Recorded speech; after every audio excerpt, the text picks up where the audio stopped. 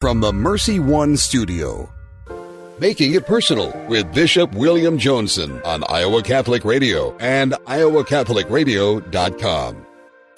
Welcome to Making It Personal with Bishop Joensen. I'm Kelly Mesher-Collins with the Diocese of Des Moines.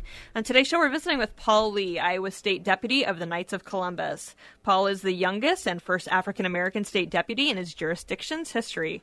We'll talk to him about his role with the Knights, Black History Month, Blessed Michael McGivney, and more. But before we get to today's interview, let's find out what's on the Bishop's mind. I'm sure it'll be a lively conversation with Paul. Yes. He's quite a fellow as well. Here we're coming up on Sunday, Valentine's Day, a feast of love, a lot of love in the air this weekend. So, the nation's chocolate supply will go down and the roses and everything else. But, of course, on Sunday, the real feast of love is the Eucharist and the feast of love between God and his marriage with us in our humanity in the person of Jesus, and how the Eucharist continues to extend that to be the heart of the church and all that we're about. And my proposed initiative, which some of you are aware of, is that there's so much Eucharistic adoration already happening out there around the diocese. We think of St. Augustine's perpetual adoration and other parishes as well. But I'd like to really accent that, intensify our prayers with a spirit of Eucharistic renewal, that people's Eucharistic appetite doesn't grow weary in any way, though some may still elect to stay away. And so we're trying to charge our parishes to sponsor particular holy hours dedicated to Eucharistic renewal, and with that also that God will give us the vision and the hearts of flame to take up our mission now in this particular appointed time in history, in this particular local church, the Diocese of Des Moines. And so I'll be initiating that at the Diocese of Des Moines at the St. Ambrose Cathedral. We started this past Monday, our first time, Mondays from 5 to 6 p.m. That's one place that people would be invited to present. We certainly encourage you to support your local parish, but we'll be live streaming that as well, and there are resources as well for people who at home would like to pray along in a Eucharistic spirit and deepen our solidarity in the most saving and blessed sacrament too. So, and I've composed some reflections for four of the weeks, so those are available as a resource for people as well. But we're really asking Jesus to, as we pass through the pandemic, that the manna from heaven, which is the Eucharist, that continues to sustain us, and that we become ever more the church God wants us to be along the way. Of course, then following on the heels, we've got Ash Wednesday, next Wednesday the 17th, and the Congregation for the Sacraments of the Vatican issued a directive to all the churches around the world, including in the United States, that, though Matthew 6, that saying, try not to look like you're fasting or performing penitential works. We always have had, as Americans, that custom of imposing ashes on the forehead. That will not happen this year. This year, as with many of our Northern European and other continents, the sprinkling of the ashes on one's head, on top of one's head. So, Kelly, I don't know what you think about that. I prefer the cross. You prefer the cross on the forehead. Yeah, it'll be So people should be well aware what they're getting into. Right. I mean, I think Ash Wednesday is just literally a magnetic draw for people. Some of them think it's a day of obligation, but it's a voluntary day where we recognize that we are sinners in need of God's mercy. And so the sprinkling on top allows us to keep our faces clean and washed. The priest or deacon or other associated minister, and the priest likely, since he will be saying, the familiar charge, repent and believe in the gospel, or remember that you are dust, and to dust you return, over the entire congregation. So it'll be actually silent moment of encounter when people present themselves for the sprinkled ashes, not the imposed ashes on the forehead. And of course, the other Lenten practices, prayer and fasting, very much in accord with our civilized Iowa.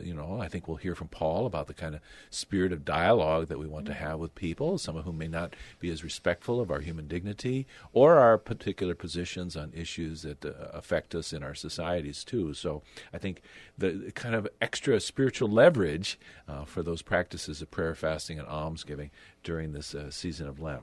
As we think about Black History Month as well, we're certainly as Americans looking for the Blessed Michael McGivney, beatified, but servant of God Augustus Tolton, born to enslaved parents, who's in line to become the first canonized United States African-American saint, born to enslaved parents, ultimately found himself not far from Paul's home neck of the woods there, north on the river at Quincy, and various things drawn then by the Franciscans to Catholic education and a student at Quincy University, but ultimately to Rome and to the priesthood before dying after laboring so hard in the Diocese of Springfield and Chicago. So our first African-American saint of prophetic service, priestly ministry, and dedication even unto death.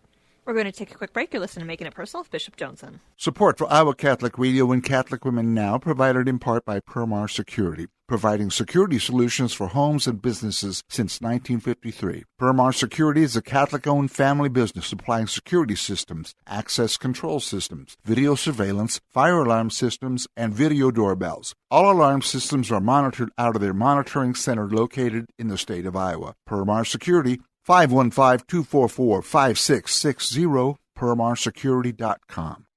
Support for Iowa Catholic Radio and Dowling Catholic Sports is provided in part by Ashworth Vision Clinic. With 2 licensed optometrists, Barbara Sheets, a Dowling graduate, and Dr. Craig Harper, the Ashworth Vision Clinic team provides complete eye exams, contact lenses, glasses, glaucoma testing, and pre- and post-operative care. Ashworth Vision Clinic is located at 60th and Ashworth in West Des Moines. 515-440-4610 or online, ashworthvision.com.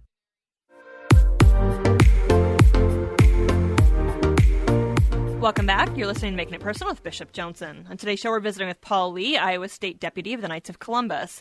Paul is the youngest and first African-American state deputy in his jurisdiction's history. We'll talk to him about his role with the Knights, Black History Month, Blessed Michael McGivney, founder of the Knights, and more. Good morning, Paul. Thank you for being with us on the show here, and we're certainly always love to have the Knights of Columbus, the great friends and the support that they offer to all the 4 dioceses in Iowa. But you're just one of the most dynamic and spirit-led guys I know in my circle of people. So it's obvious why the Knights saw you as a man in full, to take leadership role here as state deputy in that way. So thank you for coming on here in February. We know that some of the events that the Knights would have been involved to advance life issues and the day of, for a kind of day for life that we had been looking at as bishops in March. We're going to try and wait till next year. But so just to kind of want to, it's making it personal with Bishop Joensen to hear a little bit about your personal story and then kind of feed into the responsibilities and Black History Month and Michael McGivney, Father McGivney as well. So you're originally a Missourian, right? A show me man, right? I am. Good morning. Thanks for having me on. I am a proud St. Louisan. Grew up in downtown, and one of the cool things, if you look at my sacramental record, my first number of sacraments were all done by the same priest.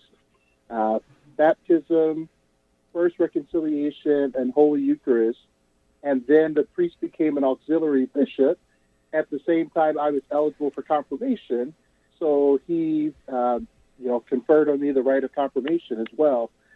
So I'm indebted to that priest, and he's now serving as a great archbishop in the state of Kansas. Okay. So Archbishop Naumann, is that right? Yeah. Okay. All right. That's right. St. Louis has kind of created a lot of bishops in Region 9, I think, kind of the spiritual fraternity. So you've been comfortable fraternizing with the episcopacy a long time before you were a knight as well. But am I right that you were not formally raised Catholic? Your dad was Catholic, but that was something that happened a little bit later in life. Is that right? Yes. So I started out as Presbyterian, and then we moved to the Missionary Baptist tradition. And that, for me, exposed me to the history of the Bible, which is something that's a very strong tenet of that faith tradition. And knowing Bible passages and being able to relate them to everyday life. And that's something that I've carried with me, just kind of part of who I am, is being able to quote Scripture and explain it. So coming into the Catholic faith, for us initially, it was an opportunity to try to bring the whole family together and bring us back to regular practicing of the Catholic faith. And it also helped that we were going to a Catholic school at the time. And I discovered the rituals and the traditions and that continuity that really brought me in on being a Catholic Christian. Okay, so kind of an ecumenical household with your mom and your dad. Your dad wasn't opposing that, but you were in that culture, as you say, with the school and the traditions as well. I don't know if there were religious sisters at the time or if that was something that, mainly a lay faculty, lay teachers. It started out with religious sisters, and as we have progressed through the years, there was fewer and fewer. But the community was very centered around having strong Catholic education. St. Louis has always been known for strong Catholic education with the Jesuits and the Christian Brothers and just the diocesan schools. So it was just kind of that's what you do. Everybody in my neighborhood went to the Catholic school, whether you were Catholic or not. That was the source of, education. That was the source of social interaction. That was the source for, social justice. Everything in the entire neighborhood centered around our Catholic school and the Catholic parish. So you mentioned social justice. You mentioned social justice. What was one facet of social justice that you witnessed growing up? So every year, right before the start of the school year, there was a big festival, and it was not just school supplies, but they brought in doctors that did, medical checks for the entire community, had dentists there, and it was remarkable to see the number of other social services that would come in and just be there. And you had those who were marginalized because of income or because of ethnicity or because they were a single parent, whether it be a single dad or a single mom, all gravitating to the parish because they knew the parish was there to support them wherever they were. And it wasn't because of their religious beliefs, rather it was because they were just people of God, and this is what Catholics do. Ah, that's a marvelous witness. Truly being church, recognizing human dignity without any kind of exclusive claim over, the acts of support, justice, and charity. So fast forwarding, you end up in Iowa, up in the Cedar Falls, the Cedar Valley region, and things, and life really begins to unfold. New things happen. It does. So I ended up here to pursue graduate studies at the University of Northern Iowa. Due to a relationship in my undergrad career. And while here, I found the Catholic students that are on campus. It was very easy to find because it's down the street from my apartment. And while there, I saw a young lady. It wasn't because you were stumbling by it after being on the hill, right? No. There might have been a stumble once or twice, but the initial encounter was because I heard the church bells at 10:15, and it's like, it's time to go to Mass. But we'll stick. That's your story. You're sticking to it. Okay, that's good. Thank you very much. So while there, I found a young lady that had smitten me in the eye, and before encountering Cedar Falls for the first time, I had pursued and discerned for a while a calling to the priesthood, and knew that was, service to the church was something that I knew God wanted of me. I just needed to figure out where exactly his avenue of service was going to be. So I thought initially I was coming to UNI in Cedar Falls to really get clarity, to move away from St. Louis, and to really discern, okay, after grad school, will I go back to the priesthood? Is it diocesan priesthood? Is it, some order such as the Josephites or the Jesuits, which were the only two religious orders that I had significant encounters with. And then God put my now bride into my life. And Amanda was the answer to your discernment and prayers. It was the answer to the discernment, exactly. Wow. As my youngest brother Tom would say, you may have outkicked your coverage there, so way to go. And, of course, very practical, you shared with me that the date of the wedding at St. Stephen's Catholic Student Center, you that was not just by accident. Is that right? No, it was not by accident that was the church. In addition to that's where we met. I proposed to her outside the front door, and I had said that we're getting married. Something that I would like to do is to get married close to Christmas or close to Easter. And while I would like to take credit that there's some deep theological connection between marriage and bringing families together and the seasons of Easter and Christmas, it was very practical because the church is already decorated for those two times of the year, and that's less things we have to do. So always a good steward. Yeah, that'll serve you as state deputy, right? Exactly. Just being a good steward of resources. Yeah, there's more money for seminary and education. Yes. As well. So, the greater Waterloo Cedar Falls region, I'm somewhat familiar with it. I understand you might have a damaging picture of me as a young, newly ordained associate at Sacred Heart on the near west side of Waterloo. I love my time in Waterloo. My mom, a native of the east side of Waterloo, actually. But a different culture than St. Louis, and yet the African-American community is present there in a certain degree. But it's more homogeneously Northern European. Did you feel that as a man coming to Cedar Falls, or was there something that that was a good fit, or was there anything you kind of had to work through? There were times initially, and I would say there are still times today that there are moments or incidents that have to be worked through. My parents did a very good job of exposing my brothers and myself. I'm the oldest of three, to many different cultures and many different situations. And it was one that they knew that they had a feeling that we would be called to be in diverse populations. So they wanted to make sure that we knew how to survive. And part of that stems from my mom's early career of her military service, my dad, being a pioneer in the commercial lending scene in St. Louis, where they had to fight through a lot of those racial and ethnic integration, that they wanted to give us that exposure so we felt more comfortable being in a unique situation. So moving here to Cedar Falls, Waterloo, I immediately felt welcoming, because people were very genuine, and that helped to overcome some of those encounters that aren't so pleasant.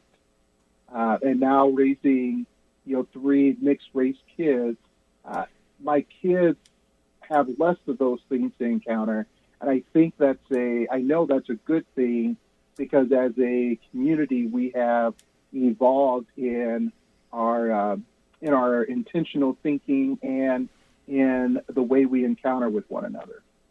Mm-hmm. And so your parents really were kind of prophetic in that way and visionary about how to help form you to encounter, the cross, as well as, the communion that is present among people, both as Catholic Christians and beyond. You mentioned being a dad. Your concerns, we know the images of last summer are very vividly etched, and that's not something we just simply pass through or pass over. As a dad, what are your concerns for future living in this time of unrest and racial justice and equality? What kind of counsel would you give not only your sons, but all of us? As the events of the last 18 months unfolded, it gave us an opportunity to, speak on the root of the root cause of these events. And for us, it came down to a basic lack of respect for the dignity of the human person. And that's what we have tried to teach our three kids each and every day, is that no matter what you look like, what you sound like, what clothes you wear, or, what food you eat, there is a basic level of human decency that should be extended. And in our house, we tie it to faith. Rather, it is something that doesn't necessarily have to be tied to faith, because people at their very core should be good people. We very much believe that you're not born a bad person. You're taught how to be a bad person. And you're taught how to do evil things. And so as our kids are being shaped by the events of, these last 18 months and the events of history, it's how do you put that in perspective, and how did we deviate from that basic level of human decency to where we are today, and how to bring that back. And some of it starts with basic things like offering a smile, holding a door, saying good morning, saying I'm sorry, truly listening to understand instead of listening to respond or react. And then, as they get older, based on the situations, things can get more in detail. But if we all take those basic steps, it's my prayer and it's my belief that we can overcome a lot of the hatred that has been portrayed and that has occurred in our various communities. Wow, that's a beautiful thing, and a message, not only of the gospel of life, but Pope Francis, Fratelli Tutti, we were all brothers and sisters, but those very simple things that he always enjoins on us, I'm sorry, please, thank you, and so you're an ambassador of that, and so those little things, but it also means you bear a certain yoke. So we have our first African-American cardinal in the United States, Cardinal Wilton Gregory of the Archdiocese of Washington, D.C. You're the first African-American state deputy, and I think you're well through your second year. Is that right? I mean, so I am. So this is moving very quickly here, right? I mean, that was, growing up, Dad always said that time never slows down. And as you get older, you realize that it only speeds up. And days become hours and hours become minutes, and that you have to just keep going. And, having kids at 3 different stages of life, I am starting to see the wisdom in his comments of time never stops. A father's wisdom. So we've come up. We're about ready to take a break. I'd love to come back with you, and you can share with us your perspectives on Blessed Michael McGivney, kind of a luminous recognition by the Church given here this past fall, and why his spirit is alive and well. We're going to take a quick break. You're listening to Making It Personal with Bishop Joensen. Support for Iowa Catholic Radio and Catholic Women Now provided in part by Marr Security, providing security solutions for homes and businesses since 1953. Marr Security is a Catholic-owned family business supplying security systems, access control systems, video surveillance, fire alarm systems, and video doorbells. All alarm systems are monitored out of their monitoring center located in the state of Iowa. Marr Security, 515-244-5660, permarsecurity.com.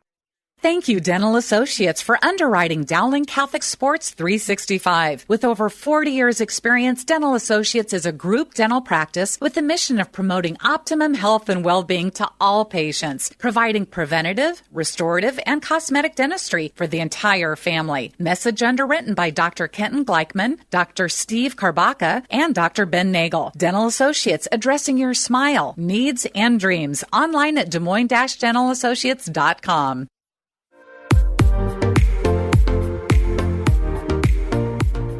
Welcome back. You're listening to Making It Personal with Bishop Joensen. We are back with Paul Lee, State Deputy, the Knights of Columbus. Thanks for remaining with us here. So, Blessed Michael McGivney, Father McGivney, who the cause for canonization has long been in the works, but the Church has recognized him. So, whether you were able to be present for that grand event in Connecticut, just how your take on Father McGivney and how he's such at the core of the charism of the Knights of Columbus.